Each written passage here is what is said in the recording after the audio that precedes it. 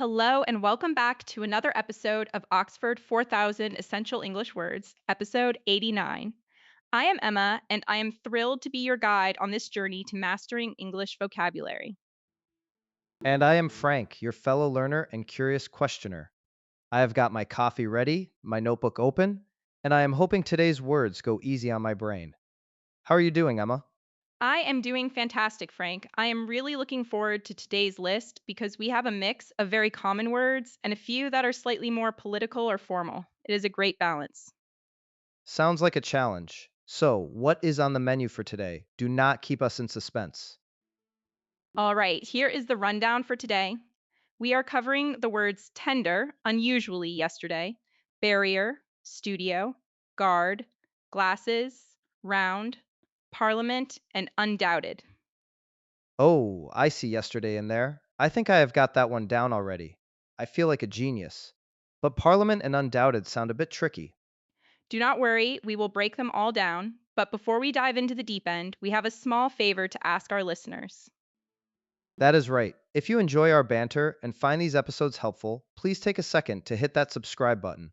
Like the episode, share it with a friend who is also learning English, and ring that notification bell. It really helps us keep the lights on in the studio. Exactly, your support means the world to us. Now, let us get started with our first word tender. Tender, like chicken tenders? Because if so, I am already hungry. Well, you are not entirely wrong, Frank. Tender involves being soft or easy to cut or chew, but it also means gentle and loving. In Chinese, the core meaning is 温柔的 or 干的. Ah, I see. So I can have a tender steak, which is unda, but I can also speak in a tender voice, which is wenroda. Precisely. And there is actually a third meaning, usually used in business or law, which means to make a formal offer or to present something. In that context, it means 正式投标 or 提出. Oh, that is a curveball. So like tendering a resignation? Yes, that is a perfect collocation. If you tender your resignation, you are formally handing it in. Another meaning is being painful to the touch, like a bruise. We would say that spot is 一触即痛的. Got it. So let us try some sentences. The meat was so tender it fell off the bone. Great example. Or for the emotional meaning, she gave him a tender look before saying goodbye.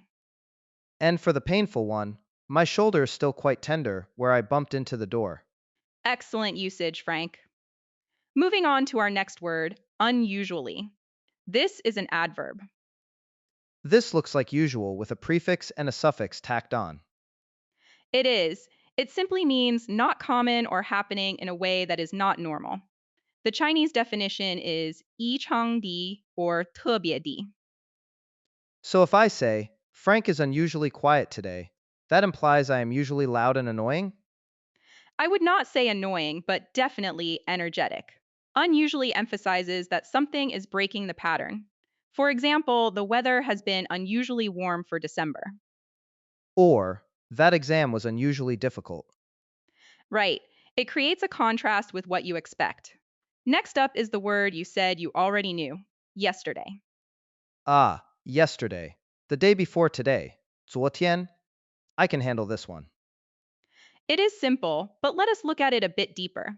Sometimes we use it metaphorically to represent the past in general, like saying, yesterday is history, tomorrow is a mystery. Deep philosophical Frank has entered the chat. But practically, we usually just use it for time.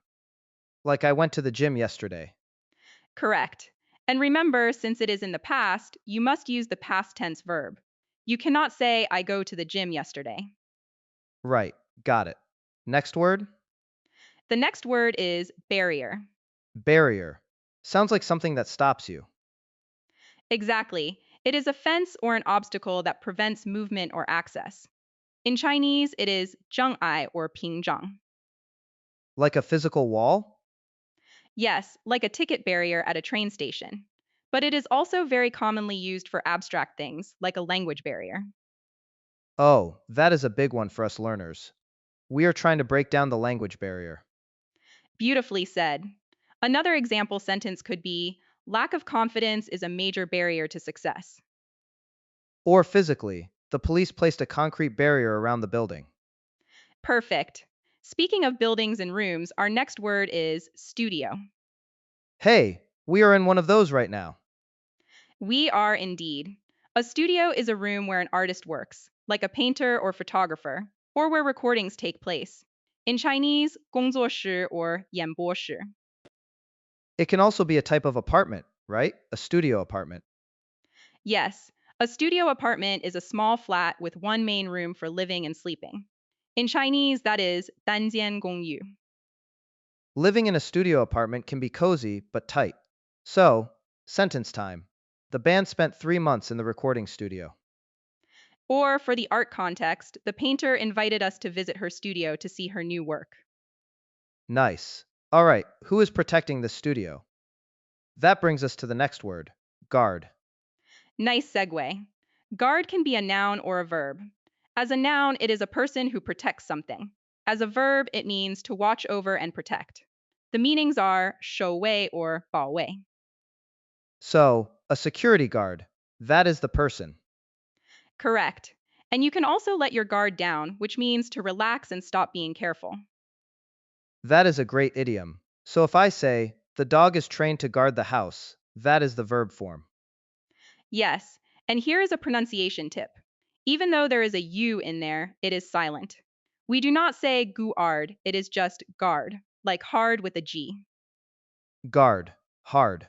Got it. Next up, something I need to read the script glasses. Glasses. This noun usually refers to two lenses in a frame that you wear to help you see. 眼镜. But it can also refer to containers for drinking. 玻璃杯. Right, so context matters. If I say, I broke my glasses, I probably mean the things on my face. If I say, I washed the glasses, I probably mean the cups in the kitchen. Exactly. And be careful with the pronunciation of the ending. It is glasses with an is sound at the end because of the double S.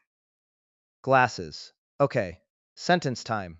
He looks very intellectual in his new glasses. Or, could you please bring 3 glasses of water to the table? Simple enough. What is next? Next is round. Round. Like a circle? Yes, as an adjective, it means shaped like a circle or a ball, 偏心的. But it has so many other meanings as a noun. It can be a stage in a competition or a series of events. 回合. Like in boxing? Round one? Exactly. Or in a pub, you might buy a round of drinks for your friends. I like that meaning the best. Let us try a sentence. The table is round, so everyone can see each other. Good. Or for the competition meaning, our team made it to the final round of the tournament. And do not forget, the earth is round, not flat. Very true. Now, let us get a bit political with our next word parliament. This sounds very British. It is. Parliament refers to the group of people who are elected to make laws, specifically in the UK and some other countries. In the US, they call it Congress. The Chinese translation is 议会 or 国会. So it is the place where they argue a lot? Essentially, yes. It comes from the French word parler, meaning to speak. Makes sense. So the sentence could be Parliament passed a new law yesterday. Or she was elected as a member of parliament. Fancy. Okay, last word for today undoubted. Undoubted. This is an adjective meaning definite, certain, or accepted as true. 毋庸置疑的 or 确实的. It is like undoubtedly, but without the lie? Yes, undoubtedly is the adverb, undoubted is the adjective. So you would say she is the undoubted leader of the group. Meaning no one questions it. Precisely, it implies there is no doubt involved. Another example, his talent is undoubted, but his work ethic is poor. I feel like that sentence attacks me personally. I am sure your work ethic is undoubted, Frank. You are too kind. All right, we have conquered the list. But now, we need to see these words in action. That is right. We are going to perform a little scenario. Let us imagine we are two news anchors in a studio discussing a major political event that happened yesterday. Sounds dramatic. I am ready. Breaking news from the Capitol. Yesterday was an unusually busy day for the government. That is right. There was a massive crowd gathered outside the Parliament building. The police had to set up a concrete barrier to keep everyone back. Security was tight. Every guard was on high alert as the Prime Minister arrived to give a speech. I watched it on the monitor here in the studio. He looked tired. He kept taking off his glasses and rubbing his eyes. It has been a tough week, but his success in the first round of voting is undoubted. He has a lot of support. True, and the end of his speech was quite moving. He spoke in a very tender voice about the need for unity. It was a surprising shift in tone, but very effective. Wow, we fit them all in. It felt like a real news broadcast. It really did. We managed to connect the political words like parliament and barrier with the descriptive ones like tender and unusually naturally. It shows how versatile these words are. But now, Emma, it is time to turn the tables. It is time to test our listeners. I love this part. Listeners, get ready. Here is the deal. I am going to give you a challenging sentence in Chinese that uses two or three of today's words. Your job is to translate it into English in your head before the timer runs out. Do not panic about getting it perfect. Just focus on getting the keywords right and the grammar as close as possible. Exactly. Okay, challenge number one. This one is a bit long, so listen closely. It uses the words guard, unusually, and studio. Here is the Chinese sentence. 虽然那个保安昨天异常严格，但他还是让我进了工作室。Oh, that is a good one. Think about the connectors like although and still. Counting down. 5, 4, 3, 2, 1.